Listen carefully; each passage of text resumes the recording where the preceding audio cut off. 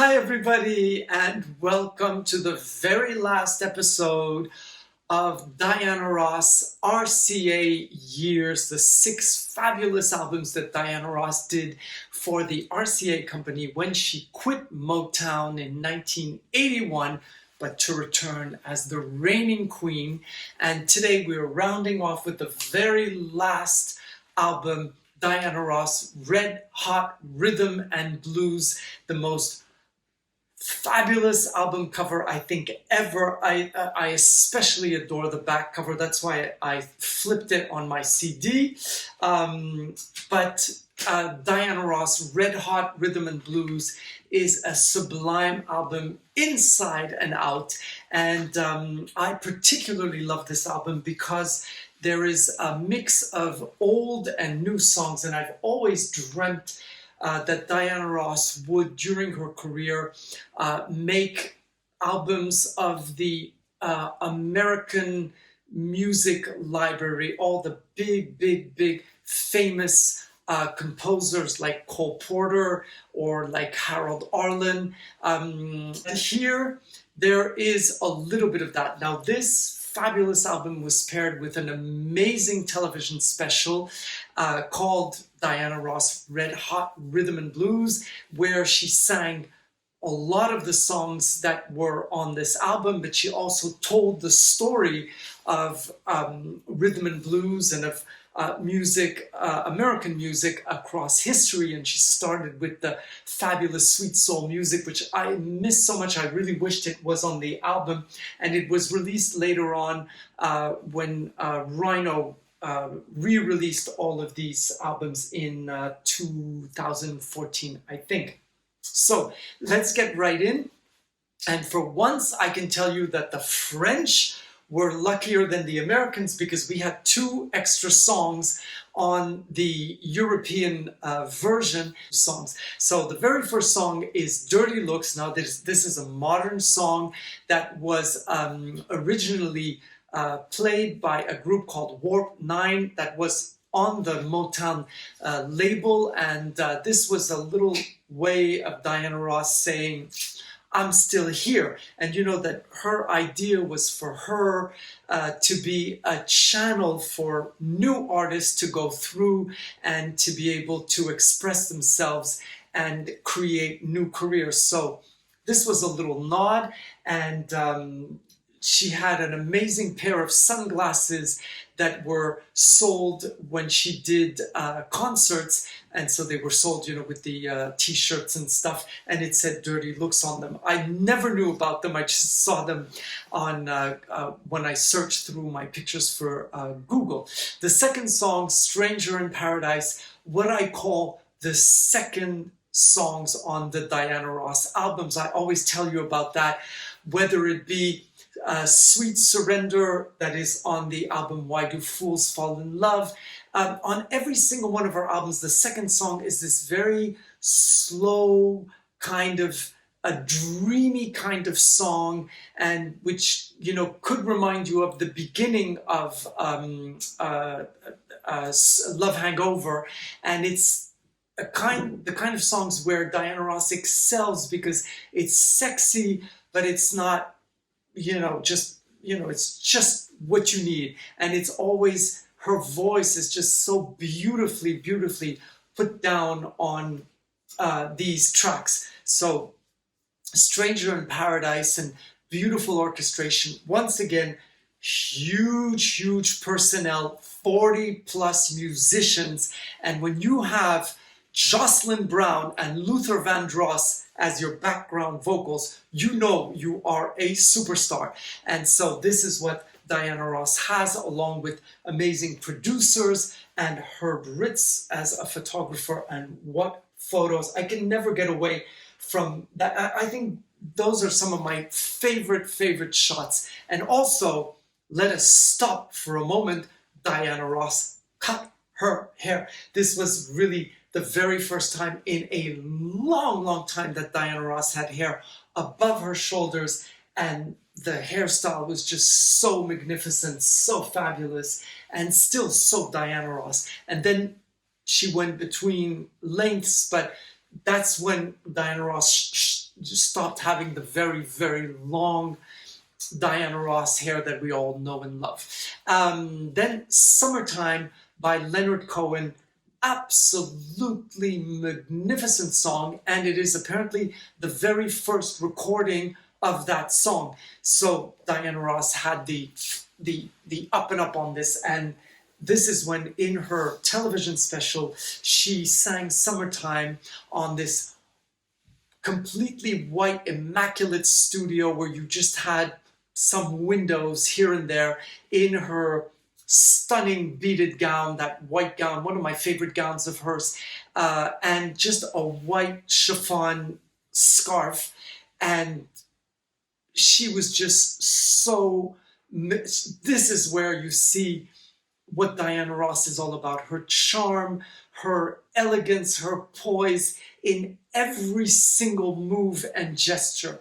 And when you watch this video of Summertime, it's just, you know, everything she does, her movements, it's like ballet, it's classical, and yet it's so natural. I mean, well, natural, it's not that natural, but she's just sophisticated to the end of her beautifully manicured nails. And after that, we go on with the song Shine, which was a big hit for Simply Red.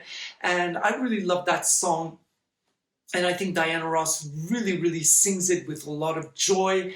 And this is what I adore. And I wish that Diana Ross had done even more albums like that, where she takes songs that she likes, you know, from the repertoires around, and she really gives them her touch. Now, she actually did this with the album I Love You, where, you know, she has there are lots of songs. I mean, she takes from Queen, she takes from a lot of different artists, famous songs, and then she just gives them her twist. And it's pretty fabulous, because you want to hear Diana Ross sing all of these classics.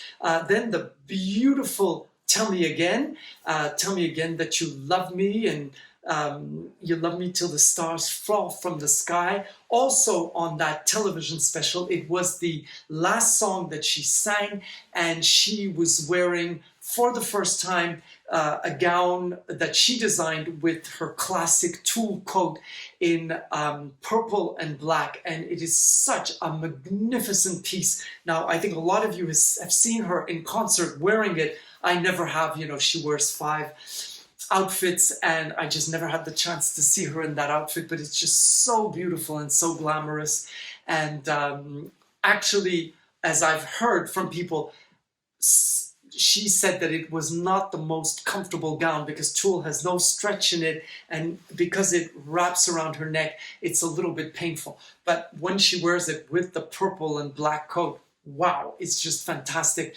Now, on the European version of this album that contained 12 songs, you had the song Mr. Lee, that was originally sung by the Bobettes. So it's a girl group kind of song, not a Supreme song, mind you, but girl group, more earlier than the Supremes. And it helped make this album quite a hit all over Europe. In Sweden and in Norway and Denmark, this album was in the top 20s. It reached a lot of top, billboards, but it didn't go in the top 10, and there was certainly no number 1. But it went quite high, and it sold quite well throughout the world. So it was a project that interested many, many, many, many people. And the television special that went along with it was shown in America, much less in Europe, but it was shown in the UK because somebody had done a video cassette. Now you know how old I am. After the song Mr. Lee, one of my favorite songs, and it was not on the American version, Tell Mama from Etta James. If this wasn't a dream come true for a fan, that Diana Ross would sing Tell Mama, I mean, it is such a boisterous, rough song, and, Diana Ross just gives it that twist, and she's just so cute, and when she sings it, of course, Etta James, this queen of soul, of everything, but has, a fabulous version. But Diana Ross makes it, well, more soulish. She just, everything is rounder with Diana Ross. It's not, nothing is rough. Everything is just shiny and beautiful. But I just adored the Etta James version. And when I saw Tell Mama written on the back of the CD, when I bought it, I was like, this can't be the same song. I'm gonna die. I was so excited. And I think I actually went straight to that song just to hear the beginning, and then went back and heard the whole album. Then she sings Selfish One. I absolutely adore Selfish One, sung originally by Jackie Ross, but no relations. And it's just such a cute song, Selfish One, you're walking me to my door, you've never done this before. It's so cute. It's the kind of song you could imagine Diana Ross coming home from high school, with bobby socks and her books, under her arm, and a little sweater. It's just the cutest song. And after that, she sings Cross My Heart. One of my favorite songs on this album, because it's just, her voice just soars, and it's a love song, and it's just so beautiful, and there's a musical bridge to it that you can just imagine Diana Ross starting to run in that pink satin dress that she's wearing in the television special, again designed by her. Most beautiful gown. I have some pictures that I found of her wearing it, photographed by Harry Langdon. And I just found recently that Harry Langdon has done a few YouTube videos. I will put the link below, where he speaks of his photo shoots with Diana Ross, and some very rare photos. Now, us fans know all of the photos, but some of the images we don't know. Some were just never shown. And it's just fantastic to hear this wonderful man speak of Diana Ross and how he experimented, because there was no Photoshop at the time, and whatever you had, that you clicked is what you got. But Diana Ross allowed him to do whatever he wanted, but she came with 6-7 gowns, and she moved and danced, and it's just wonderful to hear him. So if you have a chance, click on those videos as well. There Goes My Baby, the classic song by the Drifters. Again, you can tell that Diana Ross, when you hear this, is coming back to her roots and going back to Motown in a very short while, because this is all, her music, the music she's grown up with, the music she loved as a young person, and also as a very young star, because Diana Ross had all these influences. She was singing and trying to make a career, but next to her were all these geniuses. And she gives a little bit of melancholy to that song. And there's also a beautiful version by the other queen. I mean, they're all queens, by Donna Summer, which I absolutely adore. And Donna Summer actually sang it, and it was a single, and it was a bit of a hit for her too. It's hard for me to say is the title of the next song, written by Luther Vandross and produced by Luther Vandross. And he's also doing some backup vocals on that song, background vocals, and just absolutely lovely, beautiful song. And Diana Ross' delivery on that song, she turns it into a poem. She's almost talking, even though her voice is absolutely exquisite. And she ends this album with a song co-written by the Queen herself, by Diana Ross. The song is called Shockwaves, and you're sending me shockwaves. And it's a beautiful, fun song. Not the song I would have picked to end the album with. I would have ended with Tell Me Again, or with It's Hard for Me to Say, with a slow song. This is the kind of song you want, to hear more. It's kind of a song that just picks you up. But it's just brilliant. It's a new song, and one in which Diana Ross contributed. So it's pretty exciting.